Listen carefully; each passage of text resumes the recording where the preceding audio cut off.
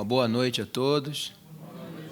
É realmente uma alegria grande estar aqui, podendo trazer um pouco desses nossos estudos sobre personagens da história do nosso Brasil e, principalmente, alguém que esteve diretamente ligado com a vida católica brasileira num período difícil da história do Brasil, né? A princesa Isabel, eu vou começar chamando ela assim, mas até o final da aula a gente vai mudar isso. A princesa Isabel, ela viveu num momento muito difícil, tanto para o catolicismo brasileiro, eu vou tentar trazer para vocês por que havia esse grande problema, e também num momento político também delicadíssimo, né? E até mesmo a figura emblemática e grandiosa, vamos dizer assim, de Dom Pedro II, tinha também os seus problemas que, de alguma forma, ela teve que administrar, vamos dizer assim, né? Por que eu digo que a gente vai mudar essa maneira de chamar a princesa Isabel? Porque essa atribuição do nome princesa, o nome dela, já é uma tentativa de diminuir aquilo que ela foi historicamente na história do Brasil. Pode não parecer, mas, de fato, é. Porque, se vocês repararem, quando nós nos referimos a Dom Pedro II, Dom Pedro I, Dom João VI, né?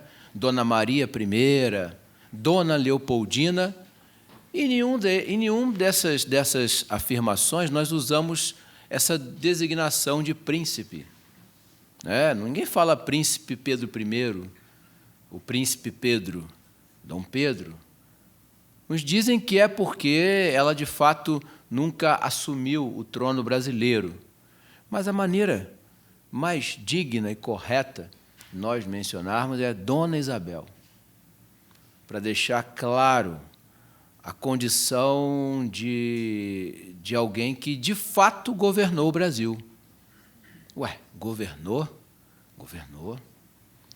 Ela assumiu o governo brasileiro com totais poderes durante 3 momentos do Segundo Império.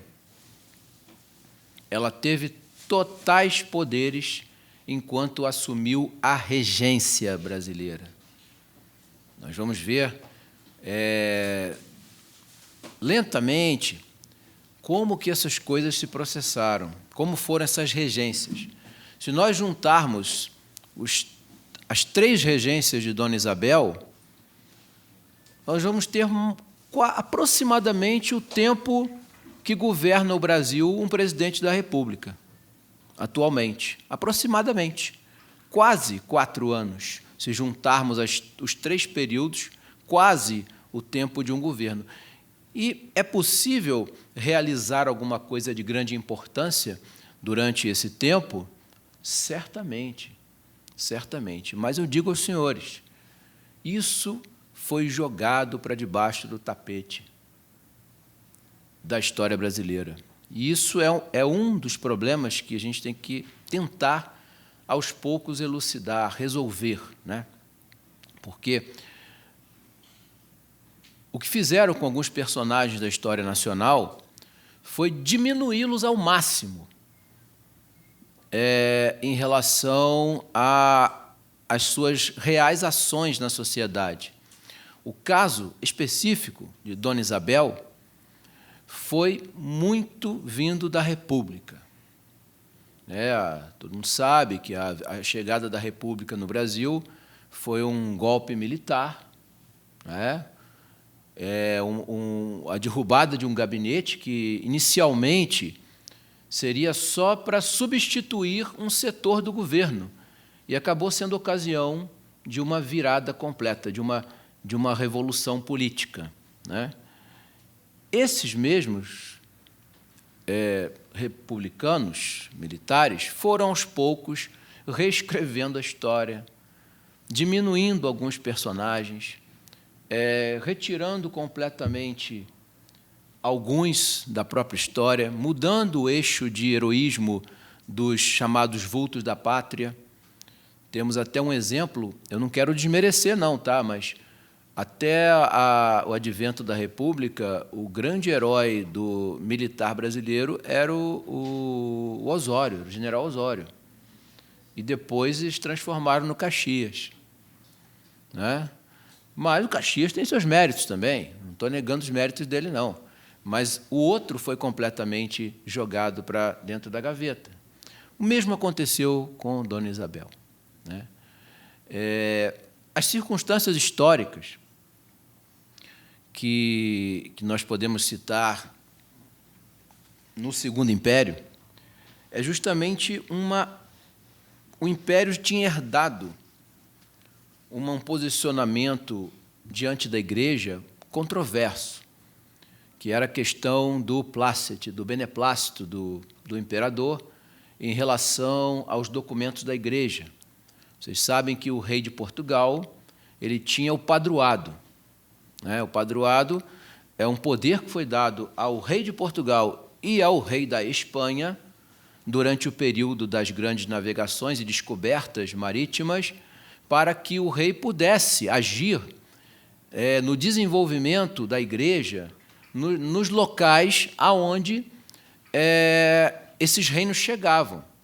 Era impossível estabelecer alguma coisa obedecendo às regras canônicas, regulares, para formar, por exemplo, uma paróquia, uma capela num lugar onde haviam nativos, né? Então, o Papa deu esse poder aos reis de Portugal, mas esse poder, chamado de padroado, não passou para os imperadores do Brasil. Mas eles usaram isso, principalmente na hora de aprovar ou desaprovar todo tipo de documentação que vinha da Igreja. Chegava uma encíclica e o imperador dava o placet, ou seja, ele aceitava ou não aceitava a documentação que vinha da Igreja. Um resquício do antigo padroado, por causa desse enfrentamento Igreja-Estado, que não vale a pena entrar muito em detalhes nisso agora, mas o fato é que o Império Brasileiro, apesar de católico, tendo a religião católica como a religião oficial do Império, impedia que algumas decisões da Igreja entrassem no Brasil, né? Esse ambiente era o ambiente do Primeiro Império, foi bem grave durante a regência, principalmente durante a regência una, do padre Feijó, e olha que era um padre, hein? Mas a regência do padre Feijó foi uma regência extremamente revolucionária. Quando assume Dom Pedro II, Dom Pedro II vai trazer uma certa melhora, uma certa ordem ao governo brasileiro, mas sempre mantendo essa característica do beneplácito. E os senhores sabem que, durante toda a formação do Império Brasileiro, a presença da maçonaria era intensa, intensa. E foi tão intensa que pode-se dizer que as ordens terceiras, seculares, na época do Segundo Império, eram todas maçônicas. Todas elas, né? Como isso foi possível? Teria que fazer uma aula só falando das consequências do pombalismo. E foi o Marquês de Pombal que vai destruir essa estrutura eclesiástica no Brasil. Mas também não podemos entrar aqui a falar do Marquês de Pombal, nem disso, porque não é o nosso assunto. Eu só estou querendo trazer aos senhores o ambiente histórico que estava diante do Segundo Império. Então, você tinha o imperador, que começava a dar uma unidade nacional, terminar com as últimas revoltas do Império, né? Revoltas essas que foram numerosas no tempo de Dom João VI, no tempo de Dom Pedro I, no tempo da regência, e que foram resolvidas no tempo de Dom Pedro II, né?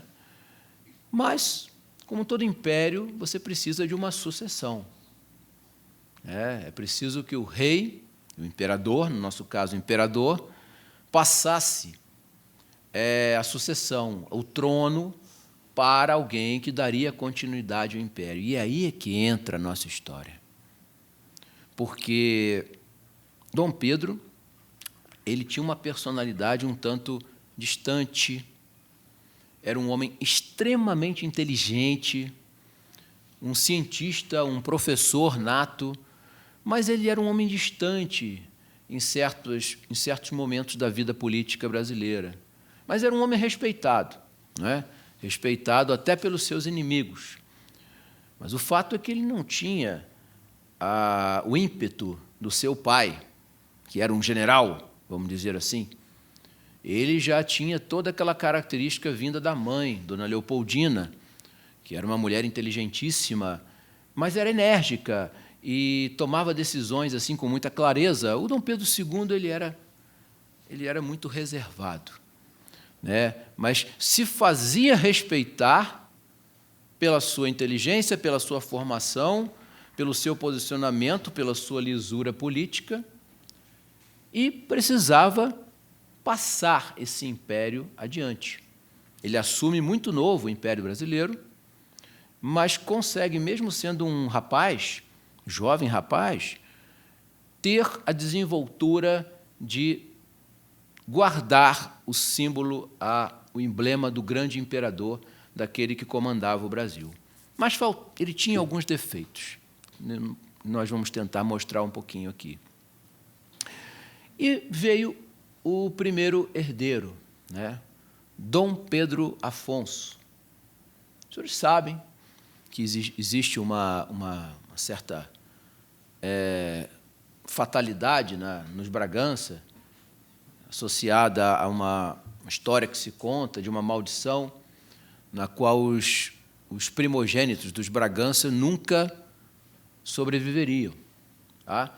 E, se nós olharmos a história da dinastia de Bragança, isso aconteceu com todos eles. O primeiro filho do rei nunca sobrevivia. Pode pegar, desde o primeiro Bragança, foi Dom João IV. Dom João IV. Primeiro Bragança, nenhum primogênito Bragança sobrevivia. Sempre morria o herdeiro do trono. E aquilo foi encarado como uma maldição. Há discussão se era maldição, se era alguma coisa relacionada à consanguinidade, mas o fato é que o primogênito sempre morria. E não foi diferente com Dom Pedro II. O primogênito dele morre, Dom Pedro Afonso, né? Pelas leis da dinastia portuguesa, a preferência do governo era sempre dado a um homem, mas não se descartava a possibilidade de uma mulher, né? Outras monarquias não têm essa possibilidade. Por exemplo, a monarquia francesa, eu acho que a monarquia... Bom, agora não vou me lembrar, mas na monarquia francesa, por exemplo, somente os homens podem assumir o reino. No caso do Brasil, no caso de Portugal, no caso da Espanha, no caso da Inglaterra também, não tendo a descendência masculina, uma mulher pode assumir. Tá? A preferência é sempre do homem, mas uma mulher pode assumir na falta desse primogênito, né? E é o que acontece com Dom Pedro, né? O filho dele morre, inclusive o primogênito dele morre, Dom Pedro Afonso, na antiga fazenda da Santa Cruz, que era uma fazenda que pertenceu aos jesuítas antes da expulsão de Pombal. E era uma fazenda muito antiga, né, que acabou sendo adquirida por Dom João VI, e Dom João VI e Dom Pedro I usaram bastante essa fazenda da Santa Cruz, mas Dom Pedro detestava aquela fazenda, Dom Pedro II, porque ele achava tudo muito antigo, muito velho, muito acabado, e, para piorar, o filho dele morre enquanto eles estavam nessa fazenda. Ele tomou horror daquela fazenda. Resolveu, então, vendê-la e adquirir a fazenda do Córrego Seco, que é a atual cidade de Petrópolis, onde fica o Museu Imperial, né? A fazenda do Córrego Seco. Ele adquire aquela propriedade para ser, então, o local de refúgio durante o verão carioca, que é muito pesado, né? Vocês sabem disso, né? muito calor. Quando chegava o período de verão, eles subiam para Petrópolis e ficavam lá até o outono, mais ou menos. Depois retornavam para São Cristóvão quando o clima amenizava.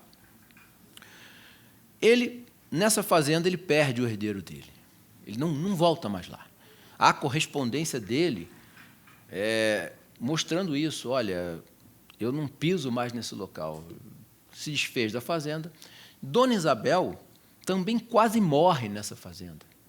Ela pega tifo, que era uma espécie de praga na época no Rio de Janeiro, que atingia a cidade em vários momentos. E a tifo levava ela a passar vários dias de febre alta, a coisa não curava. Ela acabou sofrendo muito e ele temeu até pela morte dela, pela morte de Dona Isabel, mas ela acabou resistindo, apesar de passar por um período muito doente, né? Nasce, então, um novo filho, que é uma menina novamente, Dona Leopoldina. Eles batizam a menina em homenagem à avó, né? A avó deles, Dona Leopoldina, e nada de um herdeiro homem, até que vem, finalmente, um herdeiro homem. Dom Pedro Afonso morre, nasce, e esse vai se chamar Afonso Pedro, tá? E vai ser o herdeiro legítimo da coroa, porque tem a presença de um menino, então seria ele. Mas ele morre também, em tenra idade. Era um problema dos Bragança, né? Ficava, então, Dona Isabel. Dona Leopoldina não podia, porque ela era um ano mais nova. Então, a partir da morte de Dom Afonso Pedro, Dona Isabel é elevada, declarada diante do Senado, diante do povo brasileiro, como a herdeira presuntiva da coroa brasileira. Ela, a partir daí, não tinha mais jeito. Ela seria a herdeira da coroa. Seria a futura imperatriz do Brasil, né? Decidido isso, Dom Pedro, então, começa a preparar a sua filha para tornar-se imperatriz. A educação dela e da irmã, Dona Leopoldina, eram mais ou menos parecidas, né? Enquanto ela não era herdeira presuntiva. Elas estudavam, em média, 9 horas por dia, tá? De segunda a sábado. Os únicos momentos de lazer eram aos domingos, né?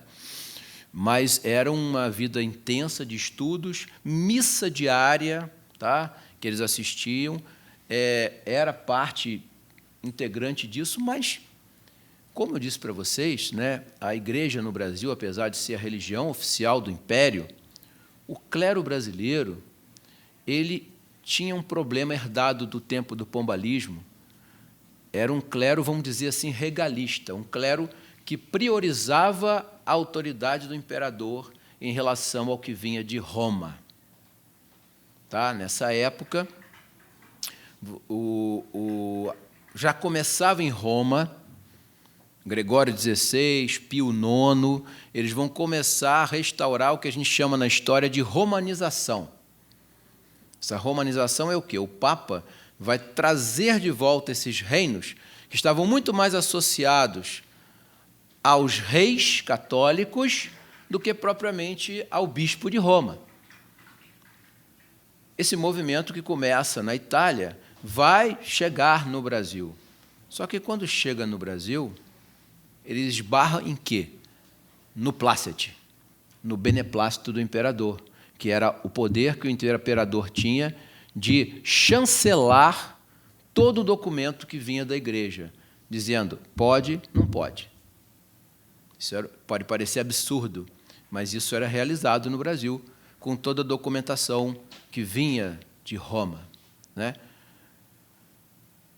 É claro que 90% desses documentos eram aceitos, porque, afinal de contas, era um império católico. Mas, quando esses documentos começaram a trazer um teor de condenação da maçonaria, de restauração da autoridade papal, essas mesmas autoridades brasileiras, que eram todas maçônicas ou filomaçônicas, eles vão começar a pular e vão começar a reagir.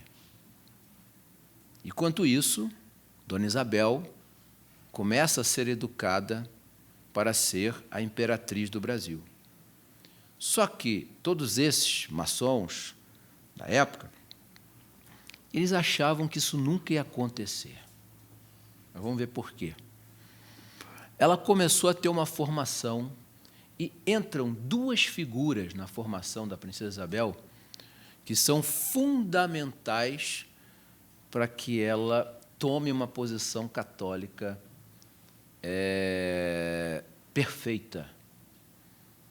E, de alguma maneira, associe-se a essa romanização que acontecia, fazendo uma ligação já dela com essa nova restauração católica, longe daquele filomaçonismo, será que eu vou inventar uma palavra aqui agora? Um filomaçonismo do pai. Porque Dom Pedro II não era maçom, tá? Não era maçom, mas ele apoiava a maçonaria. Ele dava carta branca para muitos políticos maçons. O pai dele era maçom, tá? Dom Pedro I. É certo que no final da vida ele rompeu com a maçonaria, Dom Pedro I. Mas durante boa parte da vida dele ele foi maçom. Dom Pedro II não. Ele nunca se filiou à maçonaria, mas apoiava todos os políticos que estavam direta ou indiretamente ligados à maçonaria, né? Dona Isabel não. Mas por quê? Por que aquela menina que, ainda muito jovem, ela assume como herdeira presuntiva, 14 anos de idade, ela toma essas posições católicas? Foi por causa de duas figuras. A primeira delas, a Condessa de Barral. Vocês já ouviram falar dela? Luísa Margarida de Barros, a Condessa de Barral. Quem era essa mulher, né?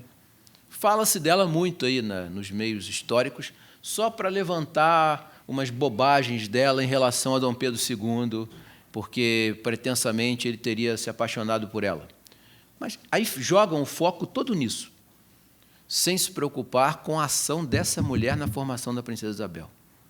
Não é? Como é que foi isso? Ela era uma nobre, filha do Visconde de Pedra Branca, era uma nobre baiana, tá? Nascida na Bahia, mas que tinha uma formação católica, intelectual, toda da Europa. A irmã de Dom Pedro II, Dona Januária, ela trocava correspondências com o irmão, vivendo na Europa. E Dom Pedro manifestou: olha, eu quero um tutor, eu quero uma mulher para dar educação à minha filha, porque agora ela vai ser imperatriz no futuro. E aí a irmã dele diz que, quem que você pretende? Aí deu um nome lá de várias senhoras de origem austríaca. Dom Pedro queria que uma austríaca fosse responsável pela educação da filha dele. A irmã dele falou: não, senhor. Você vai escolher a Barral, como ela chamava, a Barral, né? A Condessa de Barral. Logo, todos aqueles que apoiavam os movimentos mais revolucionários dentro do Brasil não gostaram, porque ela era católica, baiana, não tinha a descendência europeia, vamos dizer assim, era já uma nobreza tipicamente brasileira, mas a irmã dele foi categórica: é a Barral que vai dar educação para Dona Isabel. E Dom Pedro aceita e chama a Barral. E é quando ela chega no Paço de São Cristóvão, né, e inicia a formação de Dona Isabel, imediatamente ela vai transmitir a Dona Isabel uma característica muito forte nela, que primeiro era o catolicismo, já interligado com a restauração europeia, e uma força de decisão que o Dom Pedro II não tinha. Ora, mas se nós olharmos toda a historiografia de Dona Isabel I, escrita da década de 50 para cá, vai mostrar ela como uma moça sem expressão, isolada do mundo, guardada numa redoma, que obedecia o marido, e ponto final, era só isso. Não, não. Pelo contrário. Por que isso foi construído? Por dois motivos. Primeiro, para matar qualquer forma como é que eu vou dizer, de saudosismo do império que poderia nascer na figura dela. E segundo, e aí os historiadores também não têm muita culpa, boa parte da documentação particular dela ficou escondida, guardada no Palácio Grão-Pará, que é aquele palácio que fica atrás do Museu de Petrópolis. O Palácio Grão-Pará é um arquivo, com toda a documentação, cartas da princesa Isabel e de todos os membros da família imperial brasileira, e que veio à tona há de umas décadas para cá. Isso começou a ser pesquisado, catalogado, estudado, e aí a verdadeira Dona Isabel começou a aparecer. Aquela Dona Isabel, a princesa Isabel, que aparecia nos livros como uma figura assim meio pouco destacada, ela começa a aparecer, né? Começa a ficar evidente a atuação dela na formação que ela recebe da Condessa de Barral, né? Mas há um outro personagem que é mais obscuro ainda. É um professor de História Natural que ela teve durante a sua formação. É o Francisco Crispiniano. Bom, eu anotei aqui o nome dele justamente para Francisco Crispiniano Valdetaro. Vocês já ouviram falar desse homem? Alguns já ouviram, claro. Foi professor de História Natural, de Ciências Naturais. A grande formação católica que a princesa Isabel teve veio dele. A Barral só corroborou. Francisco Valdetaro. Esse homem estava inteiramente ligado a essa transformação vinda de Roma, na qual as interferências dos estados católicos no governo da Igreja ficavam para trás. Tá? É uma figura que precisa ser estudada à parte. Tá? Só esses dois preceptores já eram suficientes para que Dona Isabel tivesse uma excelente formação católica. Sem contar, é claro, o pai. Mas o pai também dava formação a ela. Tá? Dom Pedro dava aula para ela de latim, geometria,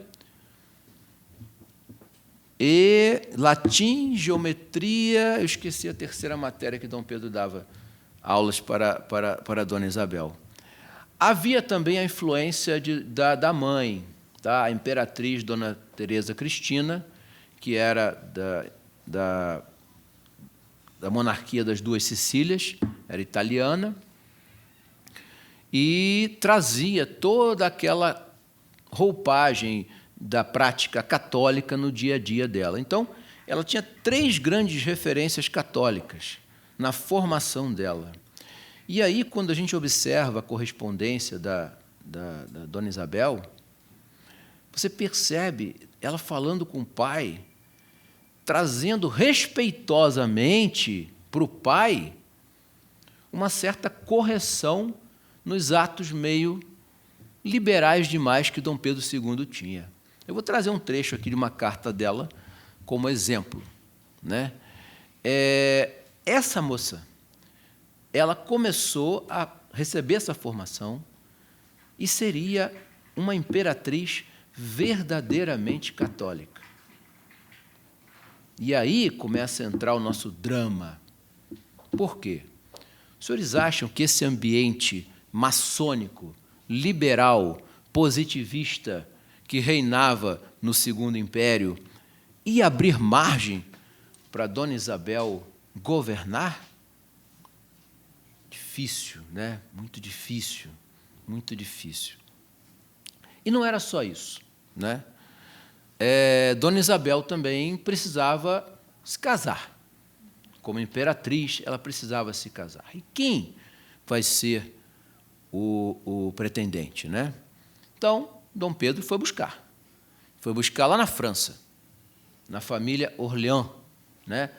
O Luís Felipe, duque de Saxe-Coburgo-Gotha, é uma família monárquica alemã, descendência alemã, e dos Orleans, o famoso Conde D, né?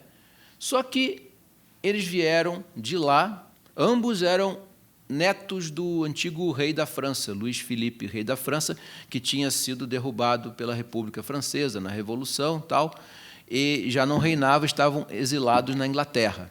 Tá? Os dois vêm para o Brasil para realizar o casamento, só que era o contrário. O Conde D veio se casar com Dona Leopoldina. E o Luís Felipe veio se casar com Dona Isabel. Quando chegou aqui, não havia afinidades entre eles, assim. A coisa foi completamente ao contrário, né? Dona Isabel resolveu aceitar o príncipe, o Dom Gastão, o Conde D, como noivo, e o Luís Felipe acabou aceitando se casar com Dona Leopoldina. Eles trocaram de noivo, elas trocaram de noivos quando chegaram aqui no Brasil, né? E foi uma troca perfeita, porque a figura do Conde D, estou até já preparando uma aula no futuro aí sobre ele representa o resquício de um tipo de militar que já estava ficando escasso na Europa, que era um militar com um resquício de espírito de cruzada. Isso existia ainda na figura do Conde D.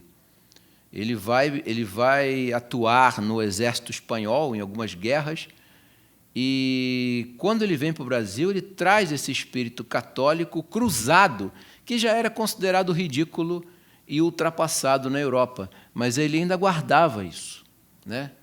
Veio para cá, aceitou se casar com a princesa Dona Isabel, e, apesar de ter sido um casamento bem realizado, ele trazia um problema para ela também, que nós vamos ver, né?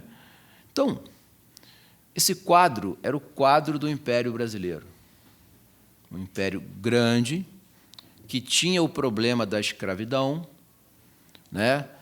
O problema da escravidão no Brasil era uma herança do passado.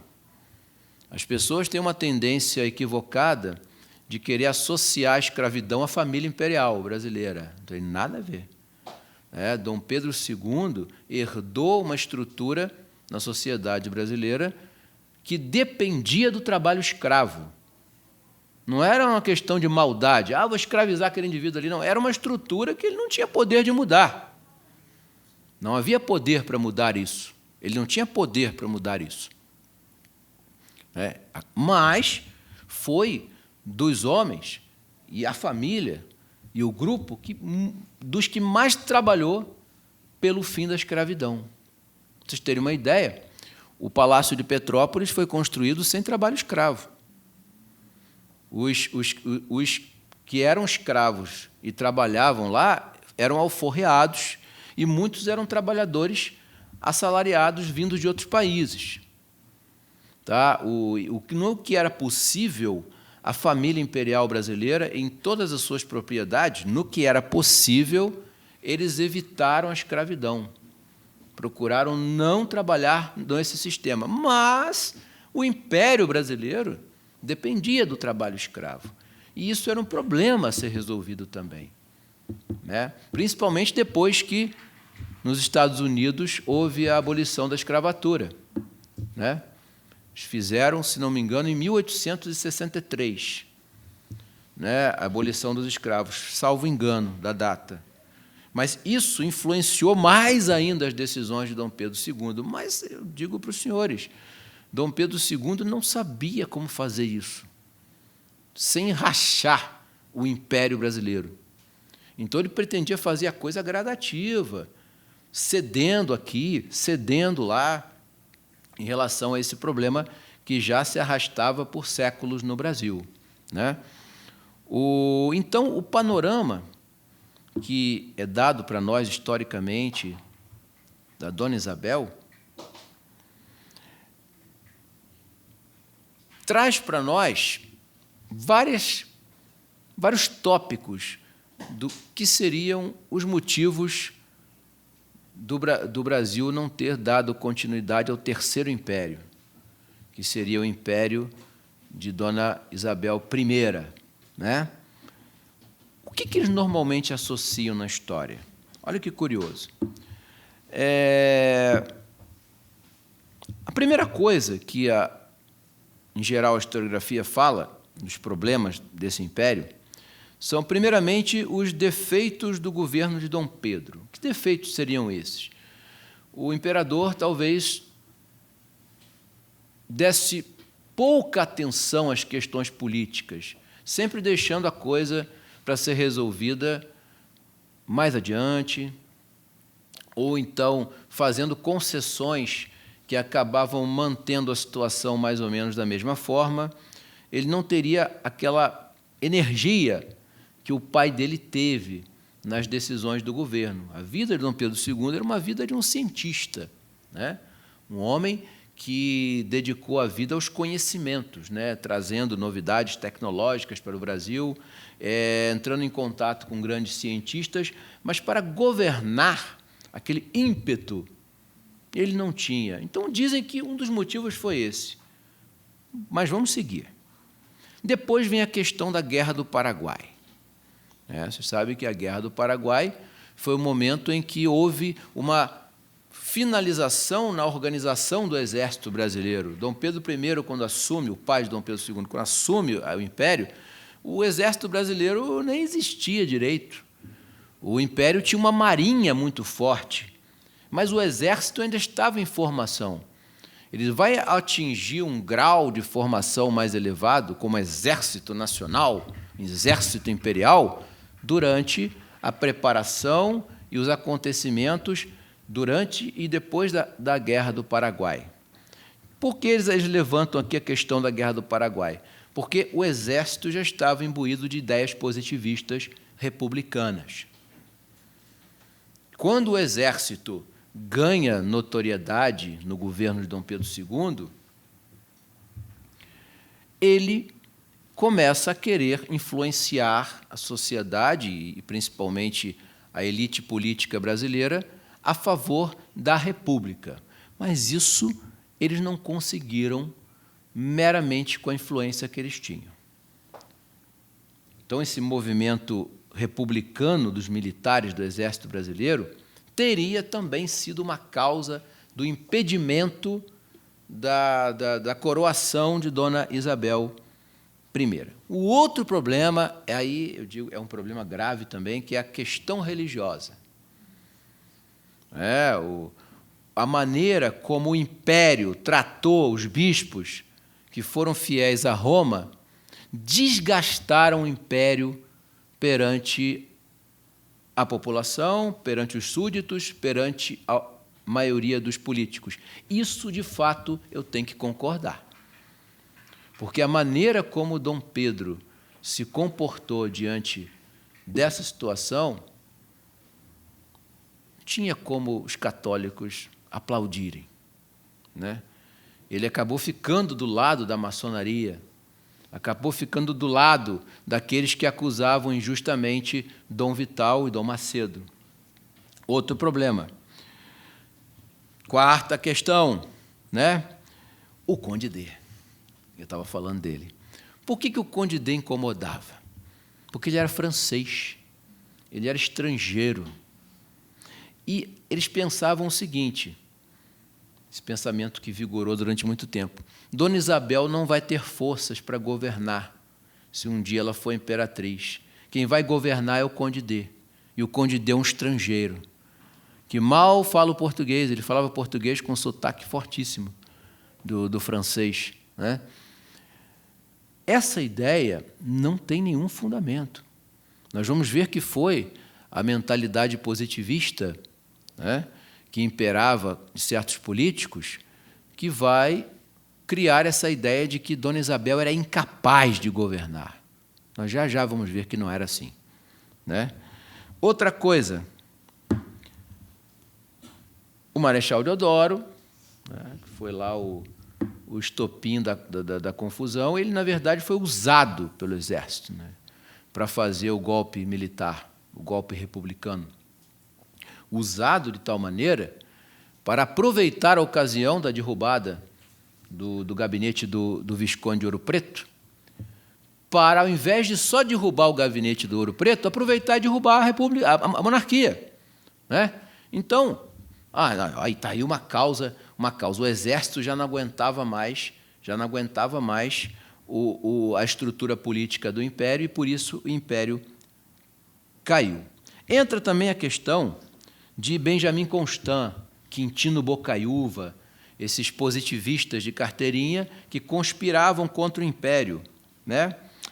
Mas essas razões todas aqui que nós elencamos poderia dar um retrato do porquê não houve o Terceiro Império.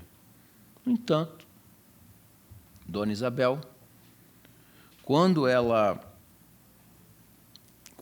vai embora, exilada, ela escreve uma carta aos brasileiros, né? Essa carta ela vai explicar aos brasileiros o que estava acontecendo, qual era a posição dela e da família em relação à expulsão do Brasil, né? E, no final de tudo, ela diz assim: houve uma força maior que decidiu tudo. Ora, essa força maior que decidiu tudo, me parece, senhores, que foi justamente o catolicismo de Dona Isabel. Por que eu estou dizendo isso? Porque tanto foi esse o motivo de não se querer o Terceiro Império, como foi também algumas decisões tomadas por ela em relação a possíveis restaurações do Império no Brasil. Nós vamos entender por quê. Ela, então, já tendo a formação católica, tendo esse posicionamento em relação à estrutura que estava em torno dela no Brasil, ela vai ter a oportunidade, no ano de 1871, de assumir a regência. Os senhores não imaginam a guerra que foi dentro do parlamento brasileiro para que ela não assumisse. Se ela era tão inútil, tão incapaz, por que ela não poderia ficar um ano como regente do Brasil? Seria até bom, né? Porque ela não mandaria em nada, não resolveria nada e estaria tudo como antes. Não. No momento em que Dom Pedro... Fazia uns 30 anos que Dom Pedro não saía do Brasil. Havia uma proibição constitucional do imperador se ausentar, sabia? O imperador não podia deixar o Brasil, não. Isso sabe por quê? Por causa de um resquício lá do dia do fico, né? Que o Dom Pedro I ficou e não pôde voltar. Então, a Constituição de 1824 trazia, num dos seus artigos, eu acho que é o artigo 116, ele fala que o imperador não pode se ausentar do império em hipótese nenhuma, sob risco de perder o trono. Aí tinha lá as condições tais para que o imperador pudesse se ausentar, né? Uma dessas condições era que houvesse um regente. Só que o parlamento não queria que ela fosse a regente. Eles queriam que o Conde D assumisse a regência. Não. A briga foi feia entre liberais e conservadores, tá? Eram os dois partidos que tinham, né, na época do parlamento brasileiro, não no mesmo sentido de hoje, não, tá? Eram liberais e conservadores, no sentido de que queriam os conservadores eram escravocratas e os liberais eram abolicionistas.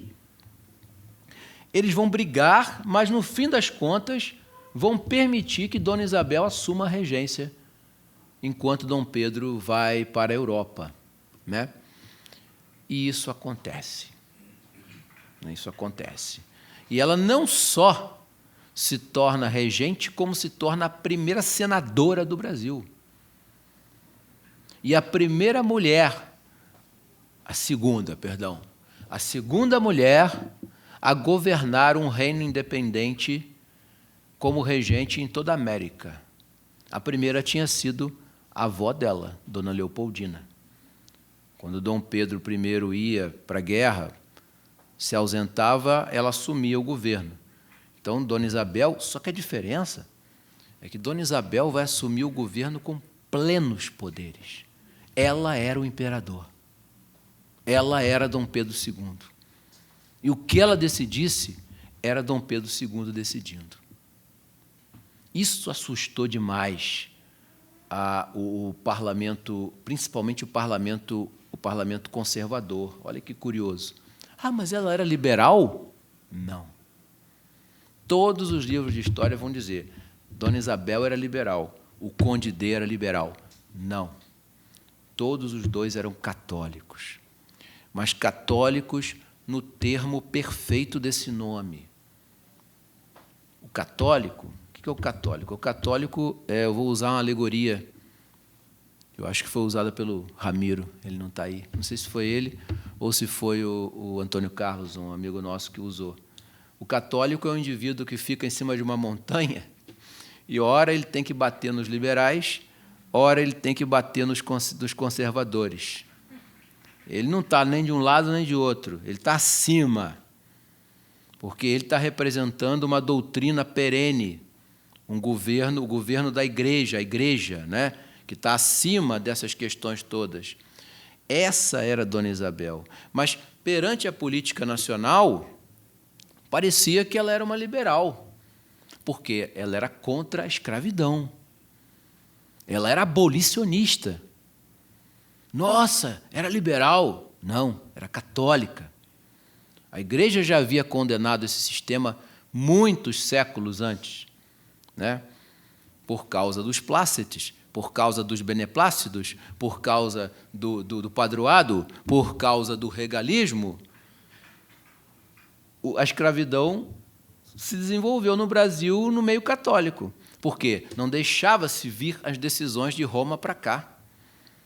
O clero daqui era regalista, obedecia mais ao rei do que ao papa. Resumidamente isso, né? Ela não, nem ela nem o Conde D, nem a Condessa de Barral. Eles eram perfeitamente católicos. E o imperador? O imperador tinha uns problemas. Quando ele se ausenta aqui do império, ela se torna regente, né, do império. E, imediatamente, ela recebe notícias do pai. É o trecho que eu quero ler para os senhores aqui. O que Dom Pedro foi fazer na Europa? Ele visitava tudo que era coisa, né? Ele foi a Portugal, ele foi à Espanha, ele foi à Inglaterra, ele foi à Bélgica, depois ele foi para o Egito, ele foi para a Itália, ele foi para a Palestina, ele viajava o mundo inteiro. Na ida dele à Itália, estava acontecendo uma festa, uma comemoração da unificação italiana. Vocês sabem que a unificação italiana é uma unificação feita pela maçonaria, pela Carbonária, a maçonaria italiana. Então, o novo governo italiano era um governo maçônico, apesar de ter um rei, Vítor Emanuel II, né? Ele vai festejar com Vítor Emanuel II a unificação italiana. E, para piorar, vai na inauguração de uma sinagoga em Roma, no Pedro II, né? E aí Dona Isabel escreve uma carta para ele, e a carta é impressionante. Você nota logo que não é uma mocinha sem força, sem vontade que escreveu essa carta. Sem faltar com respeito com o pai, ela puxa a orelha dele. Olha o trecho da carta. Perdoa-me, meu papaizinho, mas às vezes eu não entendo as ideias que o senhor tem. Quem lhe mandou ir à abertura do parlamento italiano? E mais abaixo na carta, 2 coisas eu não aprovo nessa sua viagem. Esta ida ao parlamento italiano ia seguir as rezas na sinagoga como se o senhor fosse um judeu. Ela chama a atenção de Dom Pedro II por causa dessas atitudes dele. E, para piorar, Dom Pedro II vai a um espetáculo de um escritor, que não é um escritor, George Sand. George Sand é uma mulher bem revolucionária, francesa, que já vivia meio que num feminismo da época. Dom Pedro vai ao show dela, a apresentação dela, o recital dela. A princesa Isabel fala assim: papaizinho, ela respeitava o pai, né? Eu sei que ela é uma mulher talentosa, mas ela é imoral. O senhor é católico. O senhor, não importa que o senhor vai ficar num cantinho isolado, todo mundo sabe que o senhor é o senhor Pedro de Alcântara, imperador do Brasil, e o nosso império é católico. Ela, como regente, já começa a dizer que o pai dela não podia fazer aquilo. Né? Dom Pedro responde, tá? E se explica para ela. Não, eu vou trazer uma linguagem atual, né? Mas ele, não, eu fui à unificação italiana porque, afinal de contas, os italianos querem isso. E eu não deixei de dizer umas verdades para o rei Vítor Emanuel II, não. Né? E também disse umas verdades para o Papa.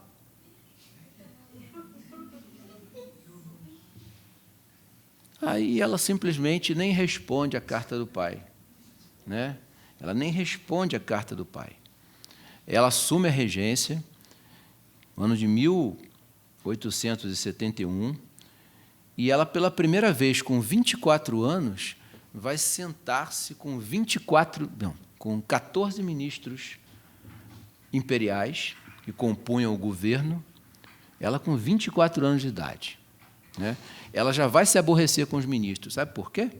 Os ministros não aceitavam a presença do conde D do lado dela, porque ele era um estrangeiro. Aí ela falou: vocês não vão aceitar, não? Tá bom. Ela foi sozinha e o conde D não compareceu à reunião ministerial. Ele deveria comparecer, mas ele não, se não for para ficar do lado dela, eu não vou. E ele não foi. E ela já bota as cartas na mesa para os ministros. Olha, no que depender de mim, a escravidão vai ser abolida de forma concreta. Ela não conseguiu. Eu digo aos senhores, nessa primeira reunião ela tentou emplacar a Lei Áurea, mas a força política dos escravistas era tão grande que o máximo que ela conseguiu foi aprovar, com instâncias, a Lei do Ventre Livre. A Lei Áurea ainda não. Então, a Lei do Ventre Livre foi uma conquista de Dona Isabel, com os abolicionistas também. Tá? Mas a pressão que ela fez no parlamento fez com que isso fosse aprovado. Então, a partir daquela data, todo filho de escravos no Brasil seria livre. A lei que proibia o tráfico de escravos já tinha sido aprovada antes. Não se podia mais comprar escravos, trazer escravos de nenhuma parte do mundo. Mas a Lei do Ventre Livre foi a primeira conquista abolicionista por força das ações tomadas por ela, das decisões tomadas por ela, durante menos de um ano de regência. Menos de um ano. Ela conseguiu preparar o caminho para isso. Toda vez que se fala da princesa Isabel libertando os escravos, tende-se a levar a figura dela para algo que foi tão somente uma assinatura num papel. Já estava tudo preparado, né? Ela só foi lá e assinou no papel. Nada disso. Nada disso. O trabalho dela pela libertação, pelo fim da escravidão no Brasil, era gigantesco. Tudo que ela pôde fazer nesse sentido, até às expensas dos seus próprios rendimentos, ela realizou. Vocês já ouviram falar aqui do famoso quilombo do Leblon? Que cultivava as camélias, né? Que era o símbolo dos abolicionistas. ela mantinha aquilo ali, praticamente. Havia um quilombo ligado à família imperial em Petrópolis. Nem todo quilombo era revoltoso, não, tá? A gente só imagina isso como se fossem locais de revoltas. Não.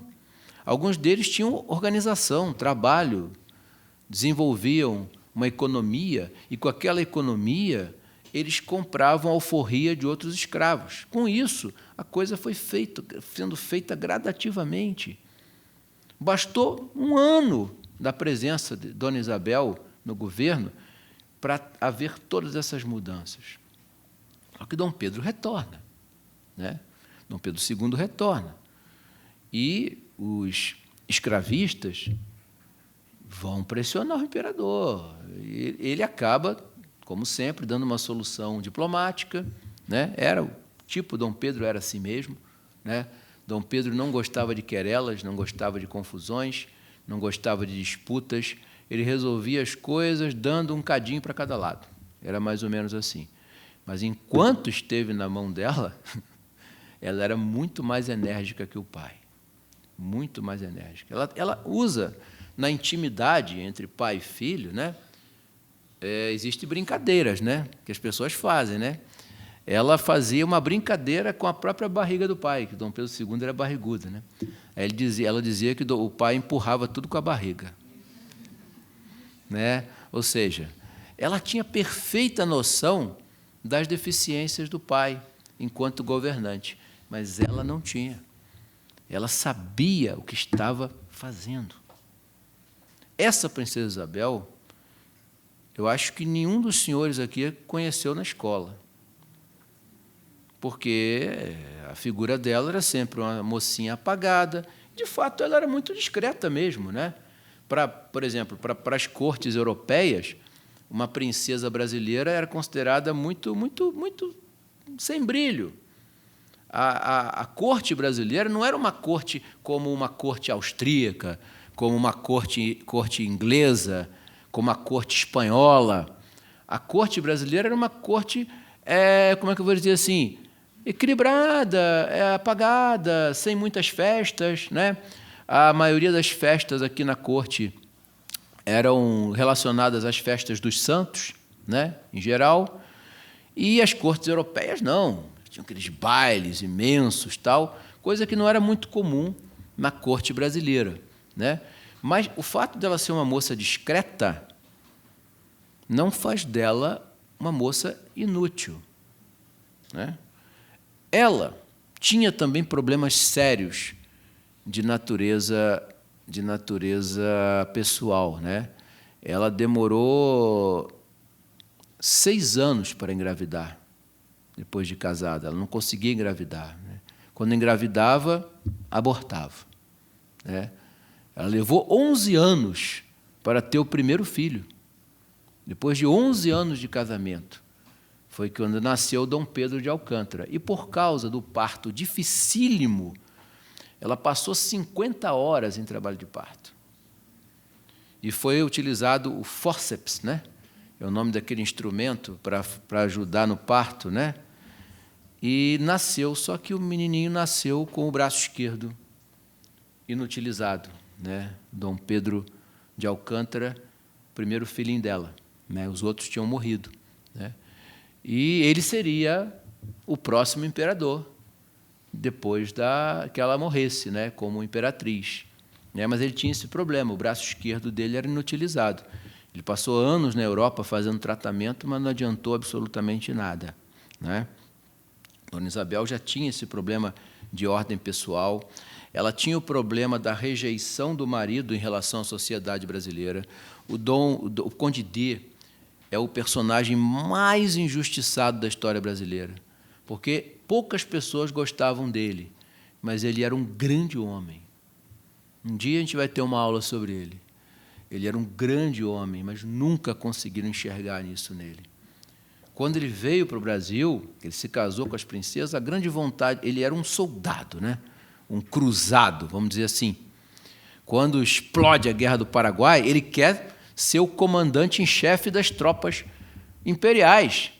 Dom Pedro não deixou de jeito nenhum. Mas de jeito nenhum que você vai para a guerra. Você imagina, Quem é que está lutando lá com você na frente de batalha? Bartolomeu Mitre, né? Argentino, republicano, e o Brasil vai ser representado por um francês? Não, não, não. Vai ser o Duque de Caxias, que não era duque, né? Era marquês. Acho que era Marquês de Caxias. Depois é que ele vai ser elevado ao título de duque. Ele é que vai iniciar os trabalhos da Guerra do Paraguai, desenvolver a Guerra do Paraguai, vencer as batalhas em território invadido, vencer as batalhas em território inimigo, só que ele vence a guerra, mas não derruba Solano Lopes, que era o ditador paraguaio que tinha invadido e aprisionado o navio brasileiro e invadido uma região do Brasil. Ele, ao chegar em Assunção, ele já vê a guerra vencida. Não, vencemos a guerra, não precisa mais. O Paraguai está derrotado. E o Duque de Caxias, nessa época, já estava muito doente, já, na realidade, né? Ele estava tendo dificuldade de comandar. Foi um excelente general, um homem de estratégia militar absurda, né? Mas estava debilitado. Só nessa hora, no final da guerra, com a guerra já vencida, mas faltava ainda desentocar Solano Lopes, é que o Conde D, finalmente, depois de 11 tentativas de ser o comandante das forças brasileiras, ele aceita, e Dom Pedro manda ele. Ele vai à guerra, né, como ele queria. E ele entra no Paraguai, em Assunção, e as tropas brasileiras matam Solano Lopes, e aí sim, Dom Pedro fala, agora sim, agora a guerra acabou. Porque enquanto esse homem existir, a guerra não vai terminar, né? O Solano Lopes chegou a fazer uma proposta de casamento com a Dona Isabel. Dom Pedro nem parou para analisar, né? Mas o fato é que ele tentou, né?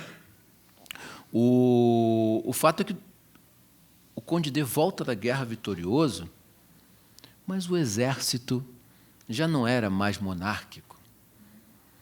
O exército vai olhar nele uma espécie de intruso. É um intruso que veio aqui se meter no mundo que não é dele. Era alguma coisa assim. Então, a figura do Conde D, coitado, era um problema para a Dona Isabel, né? Porque ela não tinha como mudar isso na visão dos políticos brasileiros, principalmente, né? Mas, mesmo diante de todos esses problemas, ela era muito querida dos brasileiros. Dona Isabel, os brasileiros, de alguma forma, já sabiam ou queriam, e não aconteceu, que ela fosse a imperatriz do Brasil. Toda aquela movimentação dos positivistas, não, uma mulher não pode governar, o marido dela é um estrangeiro, ela é uma mulher sem caráter não, desculpa, sem carisma, é tudo balela política. Um dos homens que mais lutou contra ela foi José de Alencar, né, um escritor. Ele era escravista nato, né? Era contra qualquer tipo de término da escravidão, né? Já o apoio que ela vai ter, mas nós não vamos chegar nessa época ainda, mais para frente, Joaquim Nabuco, mas é lá no final, né? Vai trazer para ela um apoio político importante, mas uma certa estrutura, vamos dizer assim, para que o império não se desenvolvesse, já tinha sido minada dentro da sociedade brasileira pelo exército, pela maçonaria republicana. Vocês sabem que o Brasil tinha duas maçonarias, né? A maçonaria monárquica e a maçonaria republicana. A maçonaria monárquica eram os conservadores, os liberais, perdão. A monarquia republicana, os conservadores. Eles já estavam muito mais infiltrados na sociedade, né, do que a maçonaria monárquica.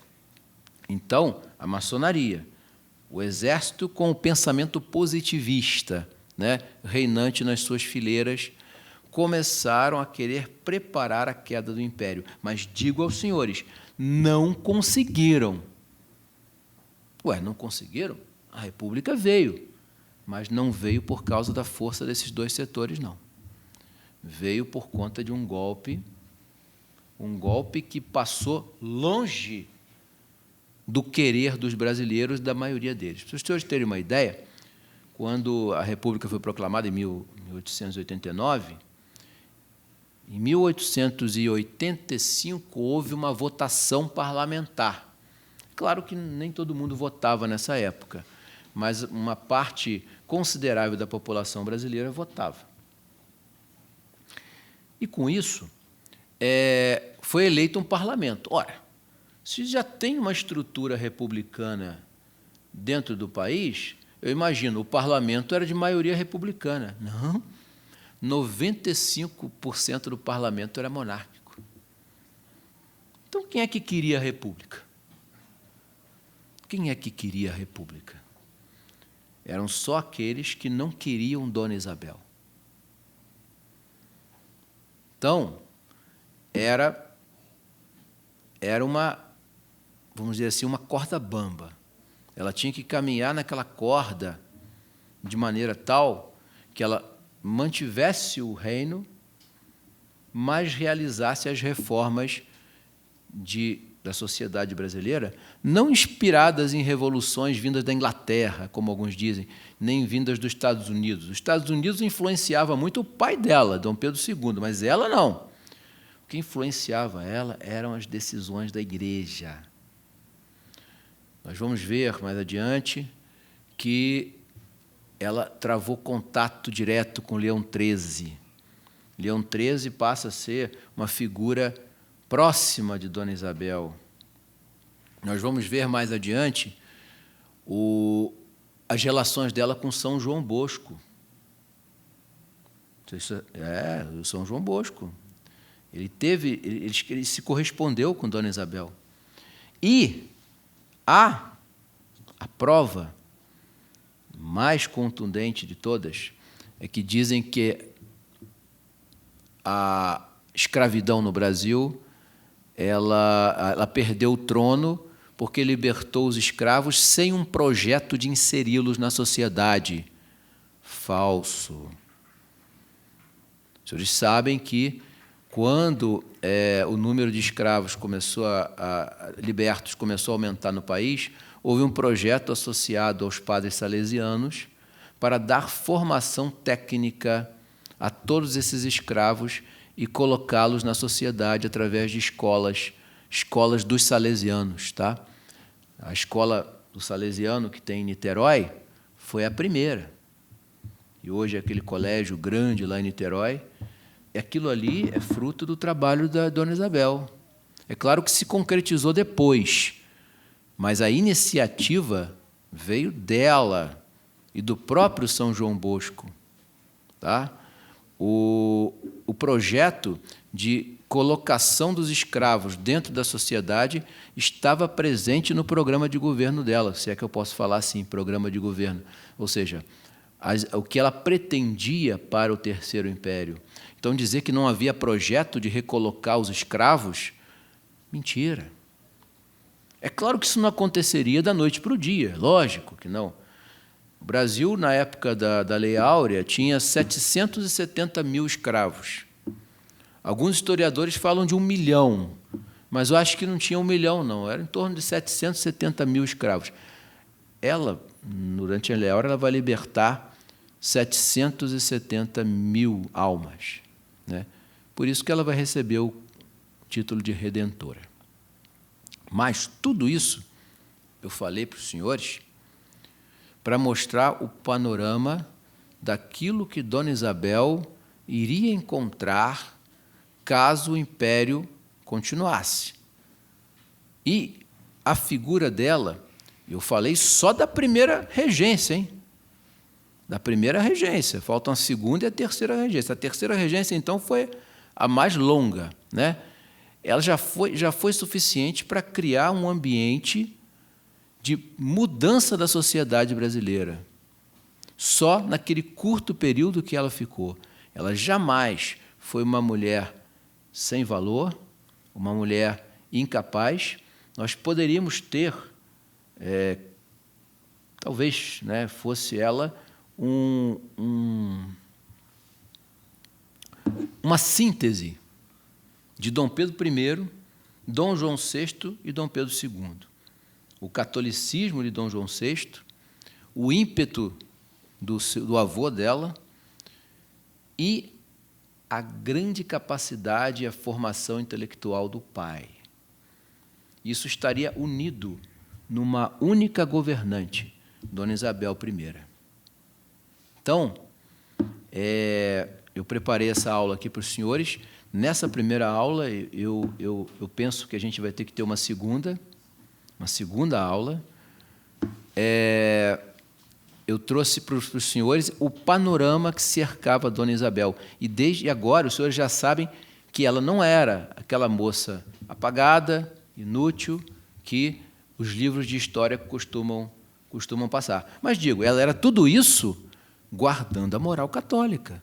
Ela era submissa ao seu marido, ela era piedosa, ela ia à missa todos os dias da vida dela, e ela era profunda conhecedora de ciências naturais, parecido muito com a avó dela, Dona Leopoldina, que era entusiasta também desses estudos de história natural. Então, tudo o que havia de bom nos governantes anteriores do Brasil passou para Dona Isabel. Agora a pergunta: que forças foram essas que ditaram a interrupção desse governo que seria tão próspero? Nós já sabemos quem é. Mas por que não quiseram? Porque ela era mulher? Não. Porque ela era esposa de um estrangeiro? Não. Porque ela era católica. Era isso que incomodava. Ok? Então, eu agradeço aos senhores e vamos, na próxima aula, dar continuidade, já sabedores desse ambiente que cercava Dona Isabel. A gente vai começar a ver a ação dela nas duas últimas regências e diante do principal problema do Império, que foi a questão religiosa. Ela vai ter participação direta na luta contra isso. E aí vamos ver quando é que a gente pode, aí, no futuro, remarcar a continuidade dessa aula. Eu abro agora os senhores. Quem quiser fazer alguma pergunta, por favor, pode ficar à vontade. Obrigado.